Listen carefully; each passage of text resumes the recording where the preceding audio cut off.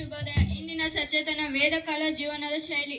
ವೇದಕಾಲವು ಕ್ರಿಸ್ತಪೂರ್ವ 1800ರಿಂದ ಕ್ರಿಸ್ತಪೂರ್ವ 600ರವರೆಗೆ ಭಾರತೀಯ ಇತಿಹಾಸದ ಪ್ರಮುಖ ಹಂತವಾಗಿದೆ.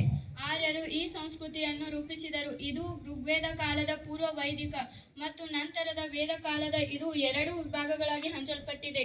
ಈ ಕಾಲದಲ್ಲಿ 4 ವೇದಗಳು ರಚನೆಯಾದವು. ಸಮಾಜವು ವೈಪಾರ್ಯ ಹಾಗೂ ಜ್ಞಾನ ಯಾಗದಿಗಳನ್ನು ಆಧರಿಸುತ್ತದೆ. ವೇದಕಾಲವು ಹಿಂದೂ ಧರ್ಮದ ಅತ್ಯಂತ ಪ್ರಾಚೀನ, ಪವಿತ್ರ ಮತ್ತು ಮೂಲಭೂತ ಸಂಸ್ಕೃತ ಗ್ರಂಥಗಳಾಗಿವೆ. ಇವುಗಳನ್ನು ಔಪೌರುಷೇಯ ಯಾವ ಮನುಷ್ಯನು ರಚಿಸಿದಲ್ಲ ದೈವಿಕ ಜ್ಞಾನ ಎಂದು ಪರಿಗಣಿಸಲಾಗಿದೆ.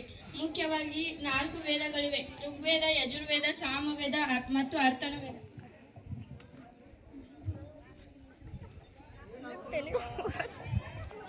ಋಗ್ವೇದ ಇದು ಅತ್ಯಂತ ಪ್ರಾಚೀನ ವೇದ. ಇದು ದೇವರುಗಳನ್ನು ಛಂದೋಬದ್ಧವಾದ ಮಂತ್ರಗಳು ಅಥವಾ ಸೂಚನೆಗಳನ್ನು 1028 ಶ್ಲೋಕಗಳನ್ನು ಹೊಂದಿದೆ.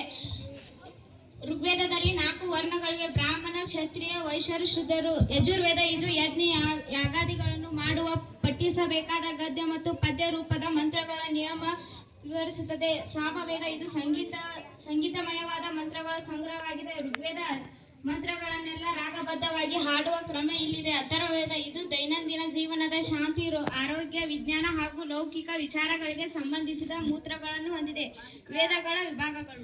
ಪ್ರತಿ ವೇದವು 4 ಪ್ರಮುಖ ಭಾಗಗಳನ್ನು ಹೊಂದಿದೆ. ಅವುಗಳೆಂದರೆ ಸಂಹಿತೆ ವೇದಗಳು, ಶ್ರಾವಣಿಕ ವೇದ, ಅಧ್ಯಾತ್ಮ ವೇದ, ಉಪನಿಷತ್ ವೇದ. ಸಂಹಿತೆ ವೇದ ಇದು ಮಂತ್ರಗಳ ಸಂಗ್ರಹವಾಗಿದೆ. ಬ್ರಾಹ್ಮಕ ವೇದ ಯಜ್ಞ ಹಾಗೂ ಧಾರ್ಮಿಕ ಆಚರಣೆಗಳ ವಿವರಣೆ ತಿಳಿಸುತ್ತದೆ. ಆರಣ್ಯಕ ವೇದ ಅರಣ್ಯದಲ್ಲಿ ಜ್ಞಾನ ಮಾಡುವವರ ಸಂಬಂಧಿಸಿದ ತತ್ವಗಳ ಬಗ್ಗೆ ತಿಳಿಸುತ್ತದೆ.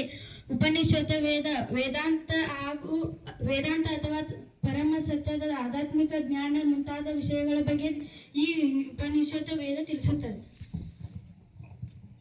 ಧನ್ಯವಾದಗಳು.